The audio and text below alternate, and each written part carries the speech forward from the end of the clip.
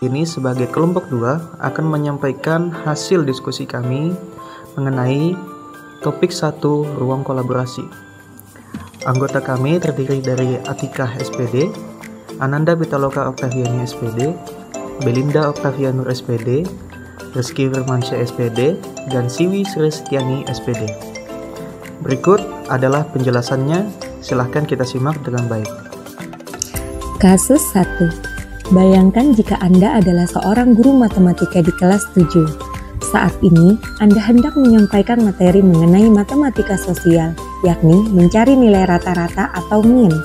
Untuk memudahkan peserta didik dalam memahami pembelajaran, Anda mencoba untuk membuat urutan atau langkah-langkah yang perlu diikuti oleh peserta didik agar dapat mencari nilai rata-rata pada sebuah soal. Anda meminta kepada peserta didik untuk mengerjakan soal yang Anda berikan. Hasilnya, peserta didik mampu mengerjakan dengan benar sesuai dengan langkah yang telah Anda siapkan. Beberapa saat kemudian, Anda meminta kepada peserta didik untuk mengulangi soal yang sama tanpa melihat urutan pengerjaan soal, dan peserta didik mampu mengerjakannya dengan benar. Pertanyaan pertama, menurut Anda, apakah yang membuat peserta didik mampu mengerjakan soal dengan baik pada percobaan kedua tanpa melihat urutan atau langkah pengerjaan soal? Menurut kelompok kami, peserta didik mampu mengerjakan soal dengan baik karena metode pembelajaran yang digunakan, strategi pembelajaran, penggunaan media pembelajarannya sudah tepat, serta situasi kelas yang menyenangkan.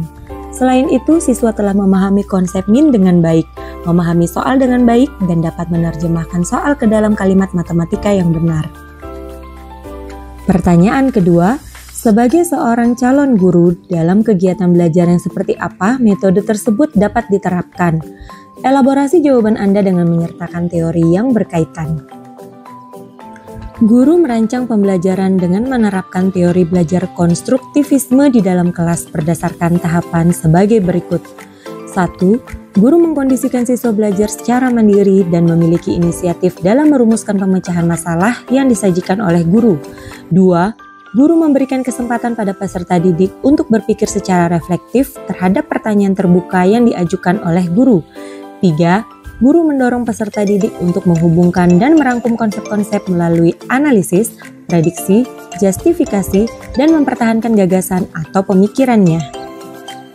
Kasus 2. Rina adalah seorang guru di kelas 1 SD. Sebagian besar peserta didiknya belum bisa berhitung dengan lancar. Rina sedang memikirkan cara yang sesuai untuk membantu setiap peserta didik menyelesaikan tantangan belajarnya. Dari kondisi tersebut, menurut Anda, apa yang dapat Rina lakukan untuk membantu peserta didiknya sesuai dengan tahap perkembangannya? Sesuai dengan tahap perkembangan siswa kelas 1, yaitu tahap operasional konkret dari usia 7-11 tahun, yang sudah memiliki kemampuan untuk mengoperasikan hal-hal yang nyata. Oleh karena itu, Rina dapat melakukan hal-hal berikut. Pertama, mengganti angka yang berbentuk simbolik dengan benda-benda konkret atau nyata, misalnya pensil atau buku.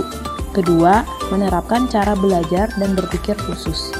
Ketiga, menerapkan pembelajaran yang menyenangkan, misalnya game atau permainan.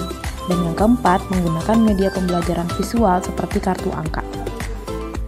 Apa Anda menyarankan hal tersebut? Elaborasi jawaban Anda dengan menyertakan teori yang berkaitan. Jawaban kami ialah, kami menyarankan hal tersebut karena mengacu kepada tahap perkembangan siswa, khususnya siswa kelas 1, yang menurut teori perkembangan kognitif oleh Piaget bahwa kapasitas akademik anak dipengaruhi oleh usianya.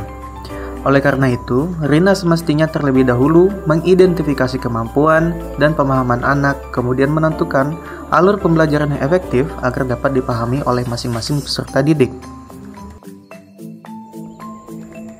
Kasus ketiga, Made adalah seorang guru yang mengajar di salah satu sekolah negeri wilayah Bali. Ia mengampu mata pelajaran bahasa Indonesia. Ia hendak mengajarkan materi teks deskripsi pada peserta didiknya. Pada buku cetak yang menjadi panduannya saat mengajar, terdapat beberapa contoh teks deskripsi menceritakan tentang bangunan-bangunan pencakar langit yang ada di ibu kota. Dengan memperhatikan latar belakang setiap peserta didiknya, Made pun mencoba untuk memberikan contoh berbeda. Ia memberikan contoh teks deskripsi tentang pantai dan makanan khas di Bali. Menurut Anda, apakah pertimbangan dan keputusan Made sudah sesuai? Mengapa demikian? Kelompok kami, apa yang dilakukan oleh Ibu Made tersebut sudah sesuai, karena menurut kelompok kami, pertimbangan yang dipilih oleh Ibu Made dalam mempelajari teks deskripsi sudah sangat tepat, karena pada teks deskripsi menggambarkan suatu objek. Pertimbangan dalam mengambil objek tersebut karena peserta didik tinggal di Bali dan bukan di daerah ibu kota yang banyak terdapat gedung-gedung bertingkat. Objek yang dijadikan contoh oleh Ibu Made merupakan objek yang relevan dengan lingkungan peserta didik, sehingga peserta didik tidak asing dan sudah langsung bisa membayangkan apa yang disampaikan oleh Ibu Made.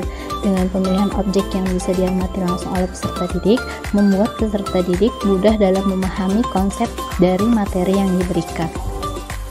Jawaban nomor 2, prinsip apa yang Made gunakan dalam kasus tersebut?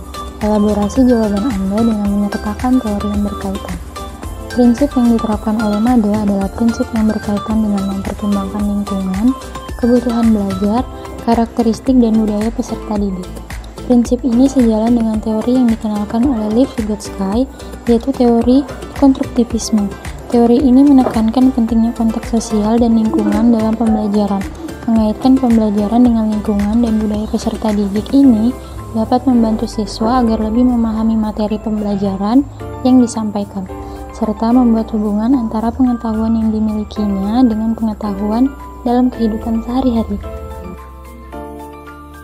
Demikian hasil penyampaian kami mengenai topik 1 ruang kolaborasi. Terima kasih atas perhatiannya. Wassalamualaikum warahmatullahi wabarakatuh.